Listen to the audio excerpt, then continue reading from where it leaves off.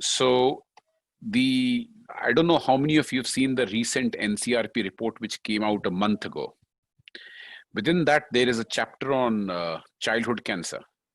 And this table is taken from there. And these are the types of childhood cancer. But what I want you to focus on is malignant bone tumors and soft tissue sarcomas. So if you add it up on the right-hand column between males and females, you're looking at 15 to 17%, or 12 to 15% of children with cancer have bone tumors and soft tissue tumors.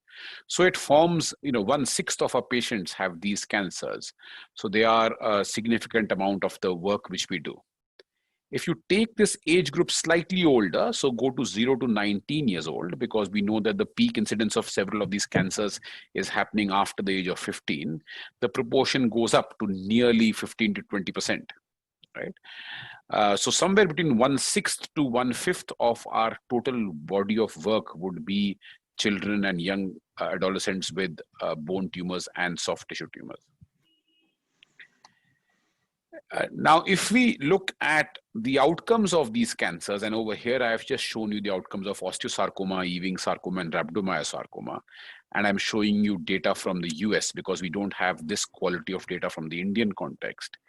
And this is over the last 25, 30 years. What you see is, and I would like you to focus on the blue bars. So what you see is that osteosarcoma improved till the 80s, and it has been static since. Same with Ewing sarcoma, static for the last 15, 20 years. And same with rhabdomyosarcoma. So for many of these cancers, the progress which was made initially has plateaued, and more progress hasn't been made, or not to that extent, particularly in osteo. In Ewing's, there has been some recent progress, but in osteo and rhabdomyosarcoma, more progress has not been made. So when we give children chemotherapy, I would be covering these 4 broad categories: osteosarcoma, Ewing sarcoma, rhabdomyosarcoma, and umbrella of non-rhabdomyosarcoma, soft tissue sarcomas. Some of them you see in adults, and some of them are uniquely pediatric soft tissue sarcomas, which you will not encounter in adults. The purpose of chemotherapy generally is disease control, obviously, both the local disease as well as any micro or non-micro metastasis. It also is to reduce the size of the tumor so that the surgery which we do, it becomes non-mutilating, like a limb salvage surgery. It is also to assess the response to chemotherapy. So if you've got good necrosis, you can prognosticate better. And in certain situations, the necrosis is used to intensify treatment, but it is not always possible because we don't know what works. And finally, it can also be to palliate the symptoms. So starting with osteosarcoma, and like I said, please interrupt me if you have a question. I can only see the screen. I can't see any of you, so I would not know if there's something to be asked. So with regards to osteosarcoma,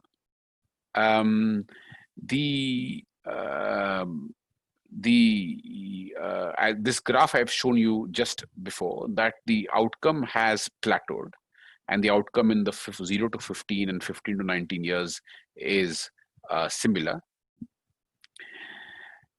Treatment requires a combination of systemic chemotherapy along with complete resection. In this case, radiation plays a very, very small role, if at all. There are small exceptions to the chemotherapy, which is a low-grade osteosarcoma in the parosteal region, or a low to intermediate grade osteosarcoma in the periosteal region. But except for this, osteosarcoma is high grade and needs chemotherapy. So some of the questions or the debates which I had in this area are whether, should we give chemotherapy or not give chemotherapy? Is it an obvious thing to do?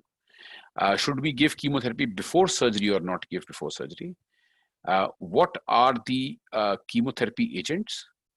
And should we give 2 drugs, 3 drugs, or 4 drugs?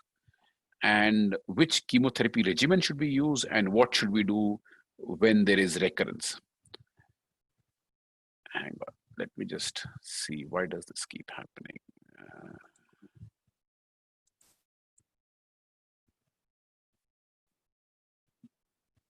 Okay, you can still see the screen? Yes, sir, it's visible, just not full screen. Yeah, yeah, okay. I was trying to see if I can. How many people do we have now? 6 questions which are there.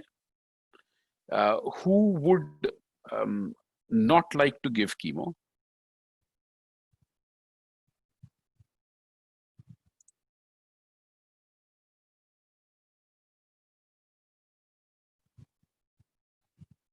Okay, that's silence. So, okay, so I'm assuming I'll take that as a yes, everybody. Who would not like to give neoadjuvant?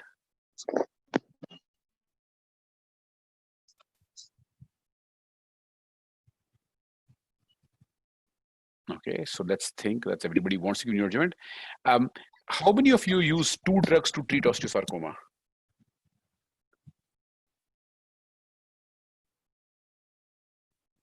Or are all of you using 3 drugs or 4 drugs? 3 drugs, sir. Okay, so there's no one using 2 drugs. Okay, so let's go through this and see if we can generate more interaction. So the first thing is chemotherapy, yes or no. So historically, if you look, when people only amputated the leg, only 15 to 20% patients got cured, and the disease then came back. So which basically means is that in 15 to 20% of patients, if you choose correctly, you can get away without giving any chemotherapy. The problem is we don't know who those 15-20% are. And so we end up treating all of the patients. And that is historical data, which was how the whole practice started. So this made chemotherapy an integral part, which allowed us to push the outcomes from 20% to close to 70%. Now, when we give neoadjuvant chemotherapy, it seems quite logical, and actually that's the choice of treatment today. But the evidence is not there to support it. The trial which looked at doing immediate surgery versus giving neoadjuvant chemotherapy actually did not show a difference in the outcomes. And also, it actually showed no difference in the amputation rates. Approximately half the patients in both of the arms got amputation done. So, although it did not show a benefit in survival and it did not show a benefit in amputation, it has still become the standard of care for the reason because it is believed that it helps in salvaging of the limb, and also the information gained from the necrosis allows us to prognosticate. So in most cases, or from your point of view, in every case, you would go ahead and give neoadjuvant chemotherapy before operating the patient. So as I explained before, that the study was that it is still the preferred recommendation to give neoadjuvant chemotherapy. And the study did not show an advantage, but it was powered to show an advantage of 20% or more. So if then advantage exists, it's a small advantage for which the study was not powered. But because of the reasons mentioned over here, we continue to give neoadjuvant chemotherapy. What is perhaps not as well known is, and I think that's very important, is that the time of resumption of chemotherapy following surgery is important. So if you do the surgery and you commence the chemotherapy more than 2 weeks later versus you commence chemotherapy within the first 2 weeks, the outcomes are significantly different. And so if you're working in a center and providing care to these patients, please try not to delay chemotherapy for no unnecessary reason and try and initiate chemotherapy relatively quickly. Which chemotherapy agents to use? So you must have seen these agents in your practice. There are several drugs which have shown activity against osteosarcoma: platinum drugs, alkylating agents, doxorubicin, and high-dose methotrexate, of course. There was a systematic review which came out around 10 years ago. On the left-hand side, it compares 2 drugs versus 3 drugs. And I don't know if you can see my pointer over here. but the dotted line is outcome with 3 drugs, and the solid line is outcome with 2 drugs, and the lighter lines are the 95% confidence intervals. So there is believed to be a 10 to 12% difference in the outcomes, the EFS of patients who get 3 drugs versus 2 drugs. And same applies to the overall survival. Okay. However, when you do this for 3 drugs versus 4 drugs, over here the solid line and the dotted line overlap almost completely. And hence, this is not shown to be of added benefit. And so we personally over here use 3 drugs, and we would advocate a 3-drug protocol and not more than that.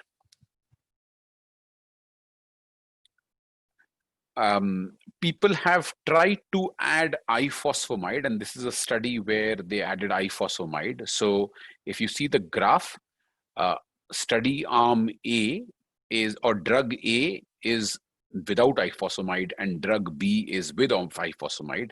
They actually added a second randomization on something called muramyl tripeptide, or MTP. So if you ignore the MTP for now, what you will see is that A and B are actually not very different. But with the MTP, B becomes better, which is the top line, and without the MTP, B becomes worst, which is the bottom line. So the net result of this analysis was that adding ifosfamide to a 3-drug arm does not give added benefit. And if you go to the NCCN guidelines now, this is what is shown as the category 1 regimens of choice. So cisplatin and doxorubicin, which is the first, which is a 2-drug regimen, and MAP, or high dose methotrexate cisplatin doxorubicin, which is a 3-drug regimen. And because of the systematic review I showed you earlier in pediatrics, we would go ahead with MAP as the treatment of choice. However, for some logistic reasons or cost reasons, patients may not be able to get high dose methotrexate. And so there, we personally use and advocate the Tata Memorial based OGS 12 protocol, which is also a 3-drug protocol, but instead of high dose methotrexate, it gives ifosfamide. Their outcomes are good. There is no head-to-head comparison with MAP. So I cannot say which one is better than the other, but we would recommend a MAP or a OGS 12 based protocol for anybody who needs, any child who needs chemotherapy for their osteosarcoma. One of the less well-known facts is whether the cumulative dose of high-dose methotrexate matters. There's not a lot of information out there. One Italian study showed that those who got 10 cycles versus those who got 5 cycles. So those who got 120 gram per meter square of methotrexate cumulative versus those who got 60 gram per meter square of cumulative had difference in their outcomes. And so it is recommended to give the prescribed cumulative dose of methotrexate if possible. Giving just 2 doses or 4 doses would not help. In the EuroAMOS protocol, the current cumulative dose is 144 gram per meter square, which is 12 cycles of 12 gram per meter square. There has been some fascination with this drug, muramyl tripeptide. It has not been used in India. It was a trial in the Children's Oncology Group in the US, which is what I showed you before when I was talking about ifosfamide, where it showed a benefit when it was combined with ifosfamide, but it showed a worsening when it was not combined with ifosfamide, and it was thought that it may potentiate the effect of ifosfamide. The jury on the use of this drug remains out, and currently, to my knowledge, the only place in the world where it's being used as part of standard of care is the UK. Other than that, it is either investigational or not being used at all. So I'm hoping that you are familiar with the EuroAMOS protocol, which has been a landmark study bringing the Europeans and the Americans together. And this talk takes high-dose methotrexate along with cisplatin doxorubicin. It had 2 randomized questions. One was to give interferon maintenance to those who had a good response on necrosis. And the other one, which was more interesting, was what to do when they have poor necrosis. And they added ifosfamide etoposide as drug number 4 and drug number 5 to those who were having a poor response. So when they added interferon, they found that there was no difference in the outcome. And there was a lot of people who dropped out of interferon for toxicity, and there was poor compliance and poor uptake of this randomization. So this is not being used now routinely. The more important thing was what to do when you give ifosfamide and etoposide added to a MAP. And this led to no difference in outcomes, but caused much more toxicity. And so, although we know that poor histological necrosis is associated with relatively poor outcomes, what we don't know is how to make that better. So till we know that, MAP will continue even post poor necrosis, because many children with poor necrosis will get cured with MAP. So just because you have a necrosis which is less than 90% is not a reason to abandon that treatment. Studies which have been done to abandon and switch to new drugs have shown far worse outcomes. So if you are on a cisplatin doxorubicin high-dose methotrexate arm and your patient shows poor necrosis, please do not abandon the treatment. Please carry on with the same drugs. Coming to relapse, so after the osteosarcoma relapse, the disease control is related directly to our ability to do a surgical resection. If surgical resection is not attempted or cannot be performed, then no matter what you do, progression and death are certain. So in this context, the role of chemotherapy is not well defined.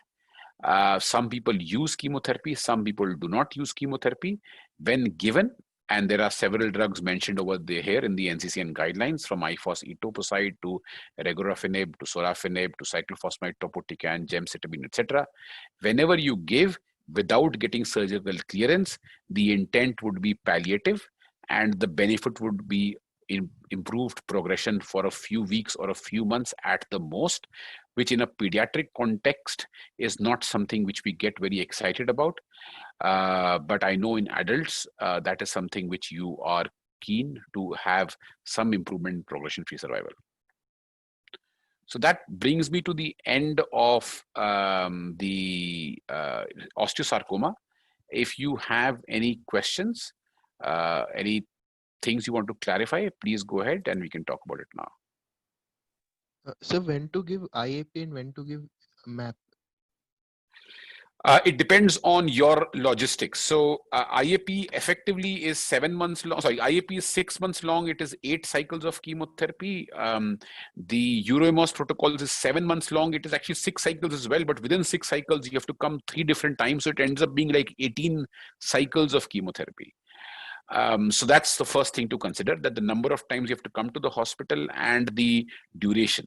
The second thing you have to be aware is whether you have a facility where you can give high-dose methotrexate with a 2 or 3 night admission and monitor methotrexate levels, because the IFOS docs and the cisplat IFOS can also to an extent be given on a daycare basis. So that's the second thing to be aware of. The third thing to be aware of is the cost, because the number of times you have to come adds up to the cost, particularly if you're in the private sector. The fourth thing which happens with us is that we sometimes get patients who come from outside Delhi or outside India who want to take some cycles and want to go back. And they may go back to a facility where there's no high-dose methotrexate. So giving them some high-dose methotrexate over here and then sending them back where they would not get it seems pointless. So keeping all these things in mind, we either offer them IAP, or if they are motivated and can access a facility and can afford it, we offer them MAP. Sir, like how many neoadjuvant cycles and how many adjuvant cycles to be given? So it can probably be best explain. Let me just get rid of this. And I know you can still see the screen. I'm just going to take you here. Hang on, let's go to OGS 12 because that's easy to explain. So this is the OGS 12 protocol. So there are 4 neoadjuvant cycles. 1, 2, 3, 4, and then there's surgery, and then there's 4 adjuvant cycles, right? So 4 into 3, 12 weeks of new adjuvant, and then 4 into 3, 12 weeks of adjuvant. So that's 24 weeks. If you come to EUROAMOS protocol over here, I hope you can see my arrow. So yeah, you can see my arrow? Yes, sir, it's visible. Okay. So this is, it says here this is one chemotherapy, but within one chemotherapy, it's 5 weeks. And it's got AP, M, and M. So there's 3 chemotherapies in a 5-week cycle. Then 3 chemotherapies in a 5-week cycle. And then 3, and then 3, and then 3, and then 3. So total, it takes you to 28, 29 weeks. So again, over here, it's 10 weeks of neoadjuvant chemotherapy or 2 blocks of therapy, and then 18 weeks after the surgery. Okay, sir. Check. Okay. And can you, sir, shortly explain like how to monitor the high dose methotrexate? So high dose methotrexate needs, before the methotrexate, you need to make sure that the patient. Sorry, I was just. Somebody needs to juggle the mic. Can somebody move this? Can you hear me? Okay, yeah, that's better. So you need to alkalinize. You need to make sure the KFT is fine, and then you need to give hyperhydration. Once you have achieved a urine pH of more than 7, then you commence methotrexate. You give it over 4 hours, and after 4 hours, then you continue the alkalinization and the washout. At 24 hours, you commence leucovorin. You monitor the level at 24, 48, and 72 hours, and then there's a kind of plan as to how you wash out and what do you do if the levels are high. Okay, thank you, sir. Okay, any other questions? No, sir. Okay, so let's move to Ewing sarcoma. And so this is the second common bone sarcoma we see, which peaks in the childhood and age group. And again, I showed you before that the outcome has been stuck at around the mid-70s. This is a more chemosensitive tumor and a more radiation sensitive tumor. So initially chemotherapy used to be given for metastatic disease, but then as it was responsive, it was also felt to be given for local therapy, so the disease goes down, and that helps in facilitating limb sparing procedures, or if it's a tumor of the rib or the chest wall or the pelvis or the vertebra, to have better surgeries or better radiation. And so most chemotherapy protocols will now give an induction or a neoadjuvant therapy followed by local control and then adjuvant therapy. So the questions which commonly come are, we use VDC-IE as a standard of care, and whether that's the right thing to use. Should we use ifosfamide, or is ifosfamide better than cyclophosphamide? More recently, in the pediatric world, there is this dose in the compressed protocol from 3 weekly to 2 weekly. There is also the difference between the American approach and the European approach, and we've got some new results on this. And then a question which is often asked is, should we do high-dose chemotherapy? And finally, what to do when there's recurrence. So the first study which decided to see the effectiveness of chemotherapy on Ewing sarcoma was randomized like this. The first randomization in one set of centers was between we will give only radiation versus we will give radiation plus VAC. And VAC over here stands for actinomycin D, not for doxorubicin, right? And then they said, okay, in the next group of centers, we will do a different randomization. We will do VAC along with prophylactic bilateral pulmonary radiotherapy. So those were the 2 different randomizations happening. So what happened was that as soon as they did the first randomization, they found that in the first 7 months, they had recruited 3 patients, and in 2 patients, they had already relapsed. And all 3 were in the no chemotherapy arm. So when they did not give any chemotherapy, just gave radiotherapy, there was in 7 months, 2/3 patients were relapsing. So they quickly amended the protocol, and they removed the no chemotherapy arm, which is the treatment one, and changed it to chemotherapy with adriamycin. So now the protocol looks different. The first randomization is VAC RT plus VAC adriamycin RT. And the second protocol looks at VAC-RT and VAC-RT plus bilateral pulmonary RT, right? And this led to these results. So the top line is the one which has doxorubicin in it. The middle line is the one which has bilateral pulmonary RT in it. And the bottom line is the one which has only VAC, neither doxorubicin nor pulmonary RT. So this established the benefit of giving doxorubicin to these group of patients in addition to vincristine, actinomycin D, and cyclophosphamide. Then the next main trial was addition of ifosfamide and etoposide. So over here, the top two lines are non-metastatic disease and the bottom two lines are metastatic disease. The standard therapy was VAC with doxorubicin. And so they gave VAC and doxorubicin, and the experimental arm was addition of ifosfamide etoposide. And so when ifos etoposide was added, there was a distinct benefit in the non-metastatic disease. But for the metastatic disease, there was no difference in outcomes. And hence, from here, VDC-IE became the standard of care. So people have used cyclophosphamide and ifosfamide to see if one is better than the other.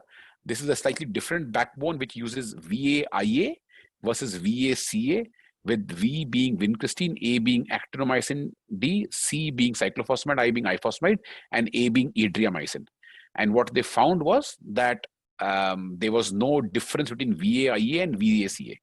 They did a second randomization of adding etoposide to the 4-drug backbone, and etoposide, which is the in high-risk arm, led to a benefit. So that is another explanation as to why etoposide is now added to this treatment. So more recently, the EURO-EVING trial, which compared maintenance VAI, Vinc, Actino, and IFOS with VAC, Vinc, Actino, and cyclophosphamide, showed that there was no difference. This is probably the most recent advance in the outcomes of Ewing sarcoma, a randomized controlled trial done by the Children's Oncology Group for localized Ewing sarcoma, where they found that if you gave the same chemotherapy every 2 weeks with GCSF support versus every 3 weeks, you had a benefit in EFS and OS. And that was up to the tune of 8%. Which was statistically significant, and the toxicities were not different.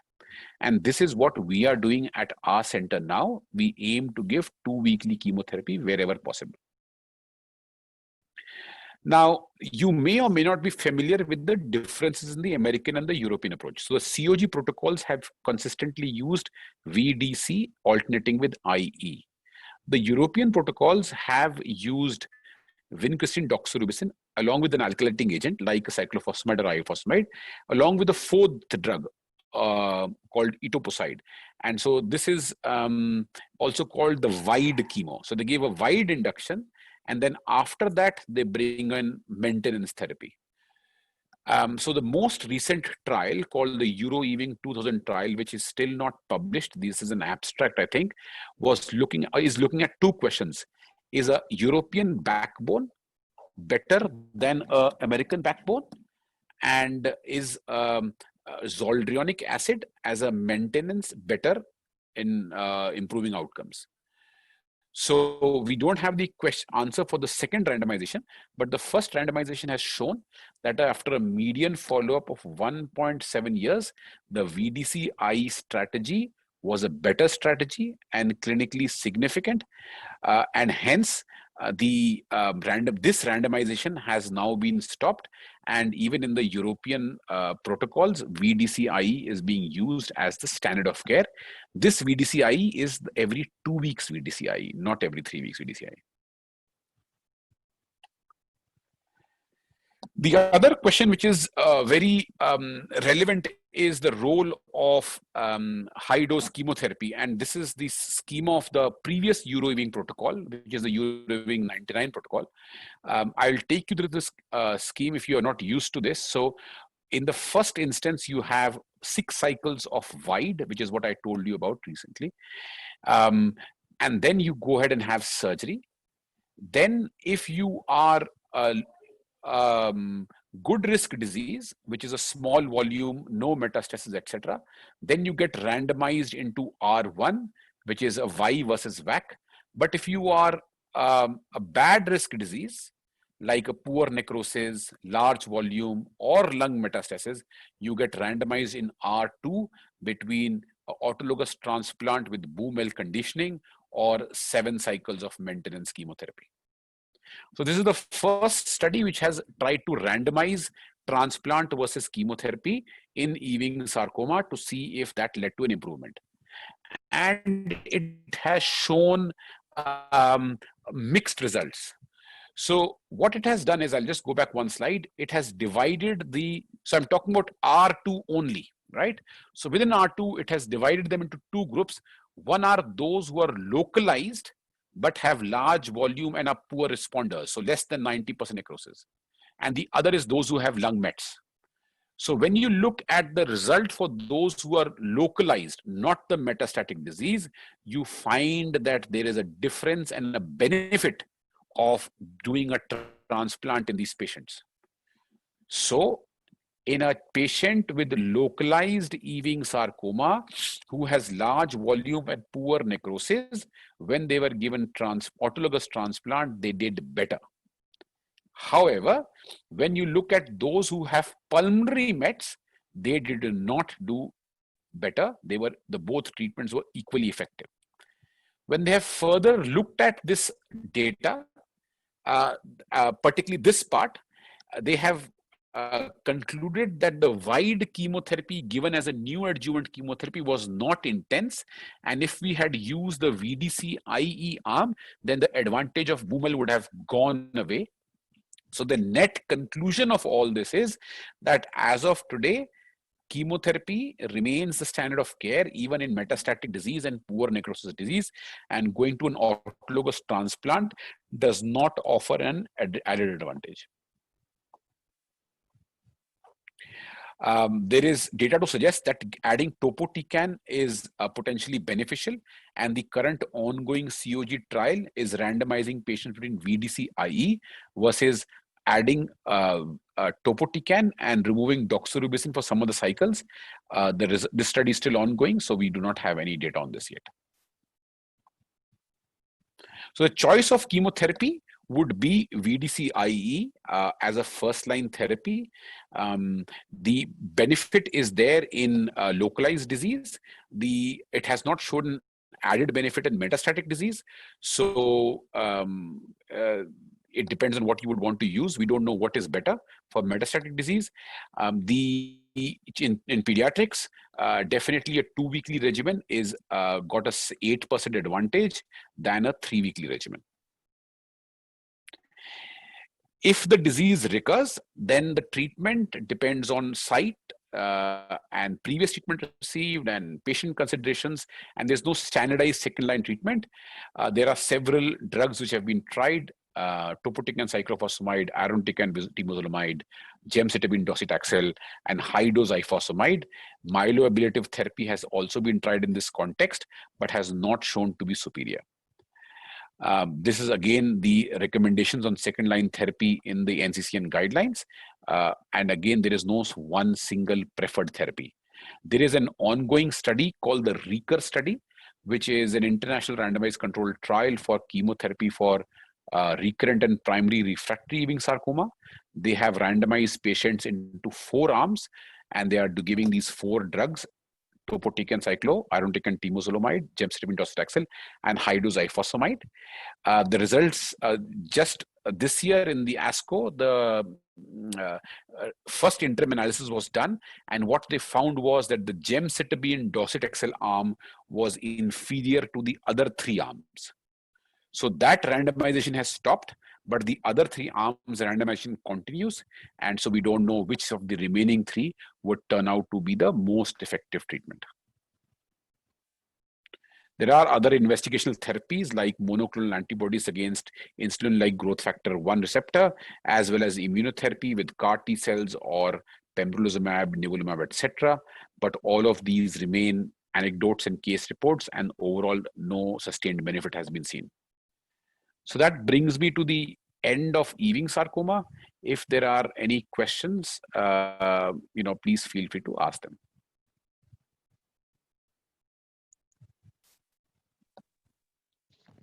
What is the cumulative dose of doxorubicin that needs to be given in these patients? And So doxorubicin is given in the first 5 cycles of VDC. You generally give 7 cycles. So first 5 cycles, each cycle is 75 milligram per meter square. So it's total 375 milligram meter square.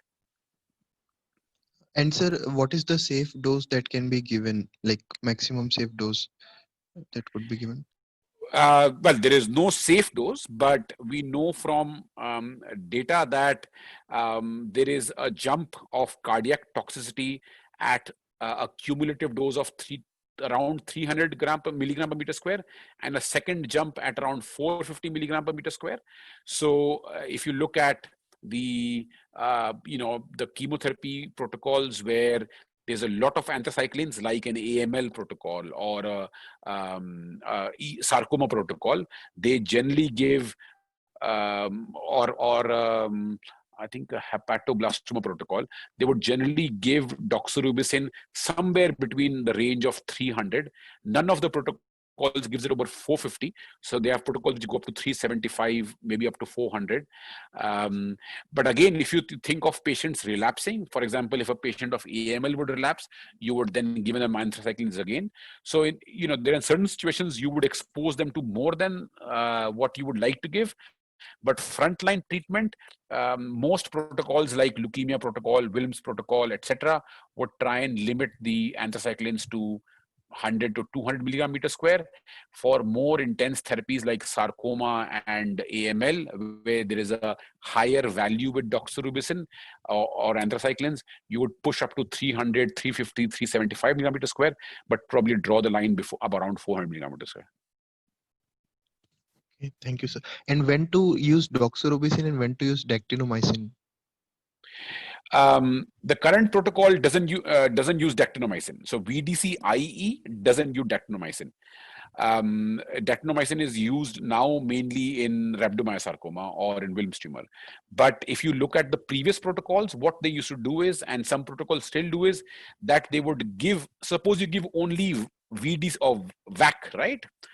Now, what would happen is you would give VAC for say 14 cycles or 17 cycles, but in that you would give the first 5 cycles, the A would be the adriamycin A till you hit the cumulative dose of adriamycin, and then the subsequent A would be the actinomycin D for the rest of the treatment, like you would give in a rhabdomyosarcoma.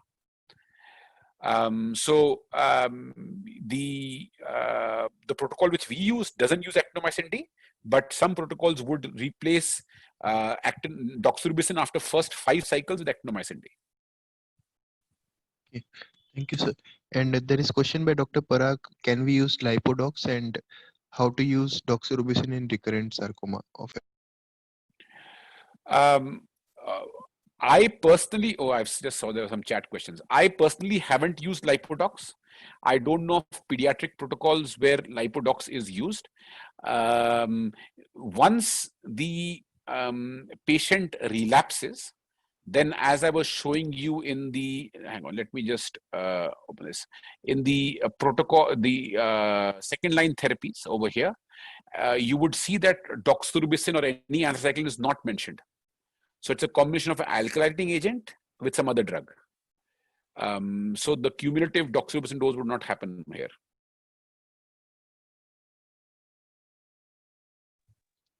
Okay. Okay. So moving on to rhabdomyosarcoma. So this is a soft tissue sarcoma and seen predominantly in the pediatric age group. Again, showing the survival, which is stuck at around 2/3, and we haven't made progress beyond that.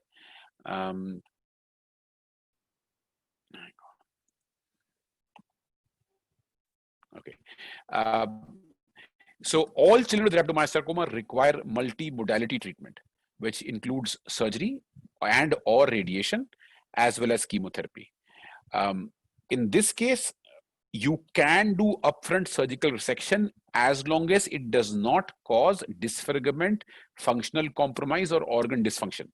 If these are going to happen, then you should go ahead with initial biopsy. In practice, if you have localized disease, only in 14% do you do upfront surgery, and in 12% you do upfront surgery with microscopic residual disease. But in the majority of patients, you do biopsy only, which is the IRS clinical group 3. These are the patients with abdominal RMSs, patients with bladder prostate RMSs, vaginal RMSs, head and neck RMSs, parameningeal RMSs, etc. So the few places where you do upfront surgery would be like a paratesticular RMS or a very small extremity RMS, which is easily resectable. So the principles of chemotherapy over here are that all kids should get chemotherapy. How much, what drugs, and the duration are dependent on the risk group assignment. Now, there are two main strategies used, and they are slightly different. And so it can be confusing to decide which is low risk, intermediate risk, and high risk. I do not remember these. I refer to this chart every time I have a patient. So this is the Children's Oncology group chart, which looks at those with embryonal disease, low stage, low group as being low risk, and then there's intermediate risk, and those with alveolar disease, metastatic, or embryonal disease, metastatic more than 10 years being the high risk group. Now this is different from the European soft tissue sarcoma group, which divides them into 4 groups: low risk, standard risk, high risk, and very high risk. And there is some overlap with the COG classification, but there are also differences in the COG classification. Again, you are using pathology, surgical stage, site, node, size, and age to determine which child falls into which group, and then give chemotherapy accordingly. So this is how the European soft tissue sarcoma group RMS 2005 schema looks like. In the very low group, you can get away with just 2 drugs, vincristine and actomycin D, for a 6-month period. In a standard risk group, you would give ifosfamide for a few cycles, or in subgroup D, you would give ifosfamide for the entire treatment. In the high risk group, there was at that time a randomized question of doxorubicin and no doxorubicin, and a second randomized question of giving maintenance treatment. And in the very high risk group, they give both doxorubicin and maintenance. So I'm just giving you the broad principles and not the specifics, because they need to take into account several things. So in the low risk group, provided that it's embryonal and IRS group 1 and a favorable site, you can give just 2 drugs, vincristine and actomycin D, for a 6-month period. If it's slightly higher than that, then you give 3 drugs, but you can cut down on some of the doses of the cyclophosphamide or ifosfamide and not give that at each cycle, but for some of the cycles.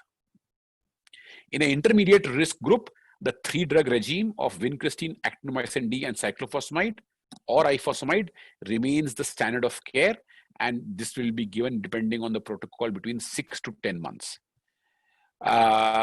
There have been studies which have shown that a certain amount of alkylating dose has to be given. You cannot cut short this. I'll show you some data where the Children's Oncology group is now using the VAC VI arm. So that's VAC arm alternating with V and I over here is not ifosfamide but irinotecan, and the objective is to reduce the cumulative cyclophosphamide dose. And I'll also show you some new data on maintenance therapy. So should we use cyclophosphamide or should we use ifosfamide? The IRS 4 study randomized 3 ways. VI is vincristine, ifos, and ito. VAC is with cyclo, and VI is with ifos, and all the 3 were exactly the same. So in the COG American protocols, VAC remains the standard of care. They then did a subsequent study where they gave either only VAC or they alternated VAC with VI, and the outcome was similar. And so if you want to reduce the cumulative cyclophosphamide dose, then vincristine irinotecan is preferred as a combination with the VAC. Now, this is data from the European study where they gave 6 months of vinorelbine and cyclophosphamide. cyclophosphamide was oral and vinorelbine was weekly IV, and they found that there was a difference in the intermediate, well, they call it high risk, but yeah, it depends on which way you define it. In the European high risk group, if you gave maintenance treatment, there was a significant difference. And now this is the recommended treatment in intermediate and high risk patients with rhabdomyosarcoma. So after they finish their primary chemotherapy, they go on to maintenance chemotherapy. In the highest risk group, which is the metastatic group, the outcomes remain poor. Overall and event-free survival of at 5 years is around 25%. A pooled analysis of the European and American groups showed that actually if you can divide this into two groups, so those which had more than two risk factors, by age, by unfavorable site, by bone or bone marrow involvement, or more than three metastatic sites, did far poorly compared to those who had less than equal to one factor. So despite this knowledge and despite trying various things, VAC remains the standard of chemotherapy. We know what the problem is, we just don't know how to make it better. And various things have been tried. Upfront window studies have been done with various drug combinations to see if that improves outcome, and that hasn't done that. High dose chemotherapy has been tried, and that hasn't led to a difference. And as I showed you before, doxorubicin randomization was done in the last EPSSG RMS 2005 study, which did not show an added benefit. So as of now, VAC or Y remains the 3-drug standard of care for intermediate risk and high risk treatment, followed by maintenance chemotherapy. For recurrent disease, what you do and how the child's prognosis is depends on several factors. And based on that, you then want to give chemotherapy to treat the patient. There are several chemotherapy regimens. There is no one universal regimen. Generally, people have used a backbone of carbo-eto, like in ICE, or a cyclophosphamide topotecan, or a vinorelbine cyclophosphamide, or an irinotecan temozolomide.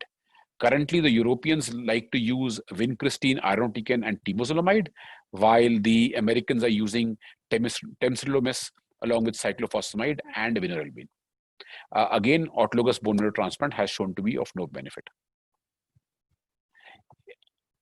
Right. So that finishes the third section, and I just got one more thing to go before we finish.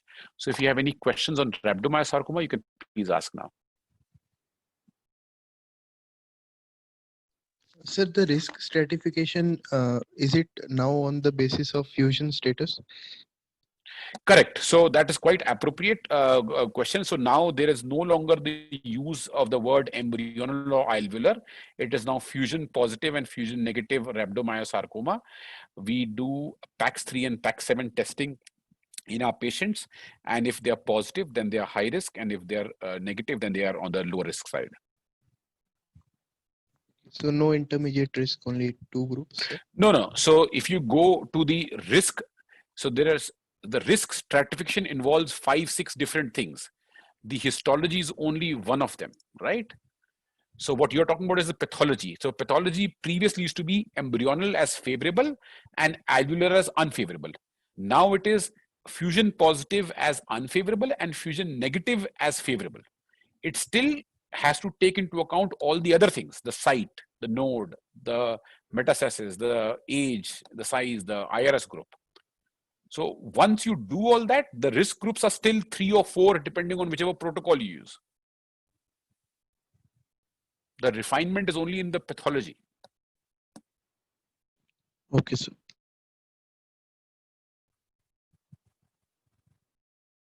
Okay, any other question? So we'll last move to the non-rhabdo soft tissue sarcoma protocol. Now, this is not one disease, but an umbrella of diseases. And again, some of these are specific to pediatric groups, and many of them are what you would see in adults also. And of course, many of the adult ones we don't see in children. So there have been two main standard of care studies rather than randomized studies. One is the Children's Oncology Group, ARST 0332, which gave risk-based treatment for non-rhabdo soft tissue sarcomas. And there is a huge list of these cancers. Obviously, I'm not going to go through these lists, but this is from their protocol where they identified these cancers as being called non-rhabdomyosarcoma soft tissue cancers.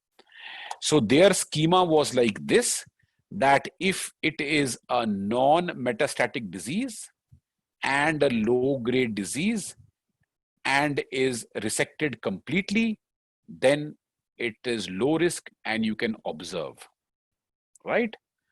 Same would be over here if it is a metastatic disease but a low-grade disease and all the local and metastatic disease has been resected, then you can observe.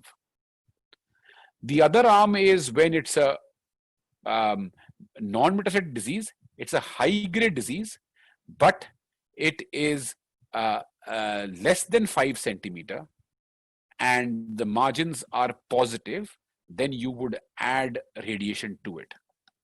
So those are the two indications where you would only do surgery or do surgery and radiation. For everything else, you would do chemotherapy. So if it is more than 5 centimeter and high grade, if it is unresectable, if it is metastatic, you would add chemotherapy. And depending on, you may do neoadjuvant chemotherapy or straight away adjuvant chemotherapy.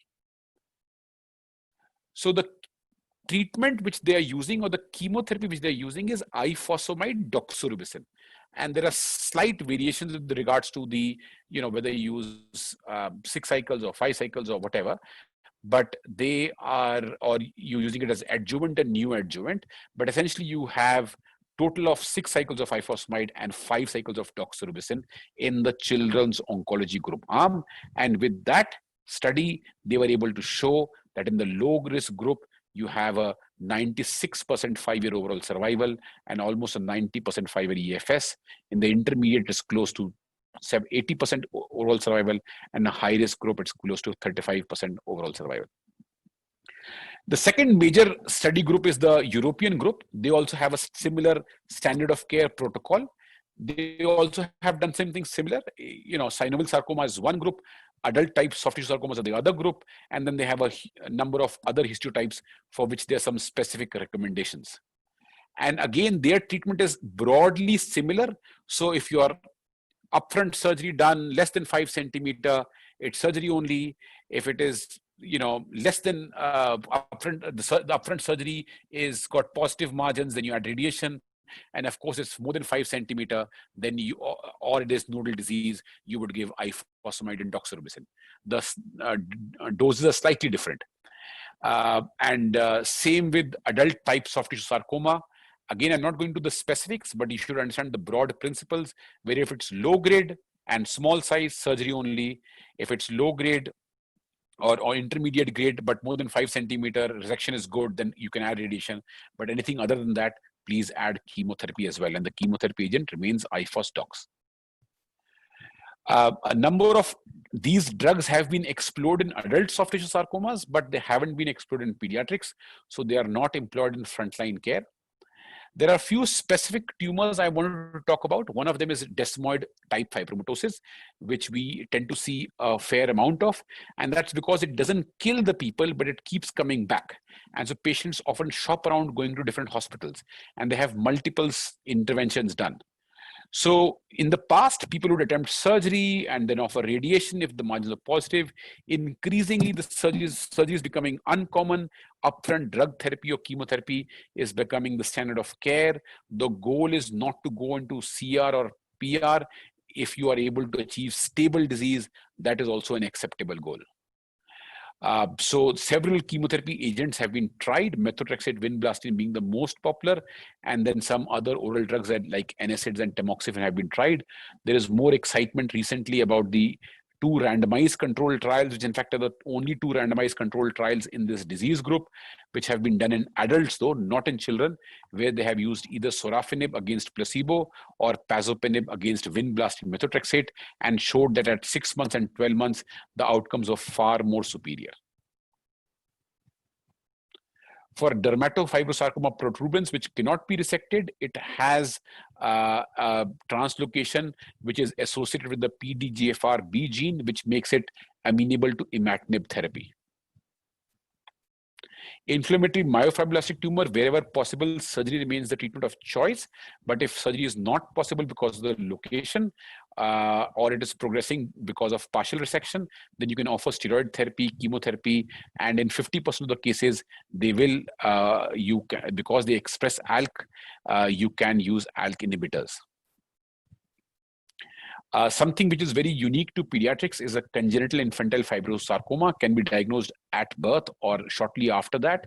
And these tumors are often in the limb, have an excellent prognosis.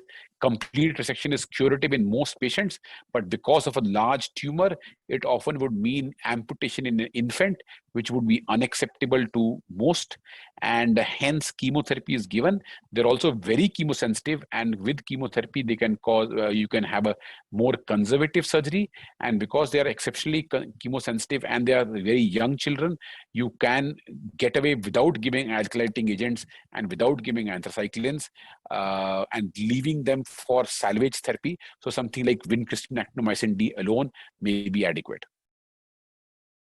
And this is highlighting the excellent outcomes which these cancers have.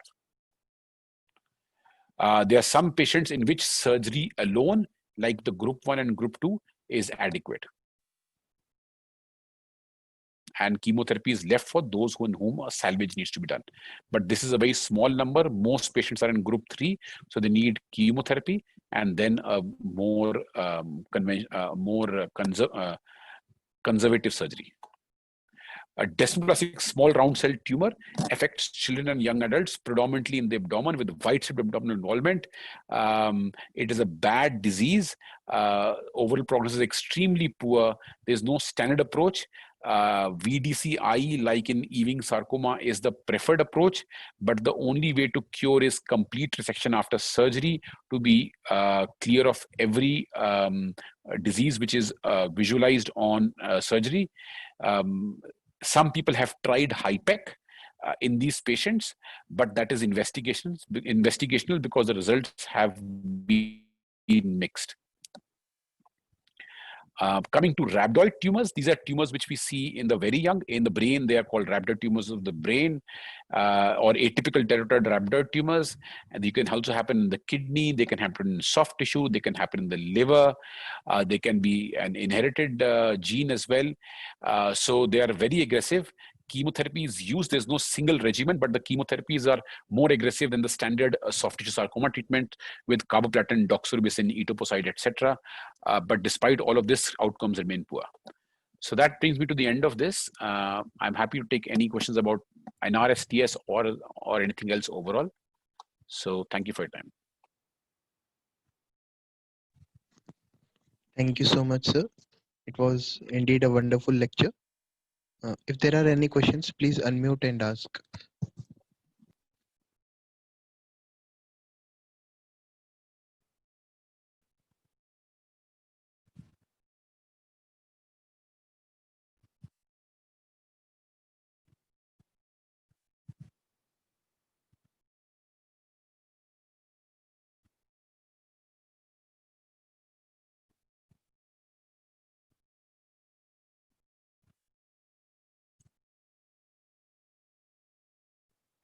Okay, I think there are no more questions then.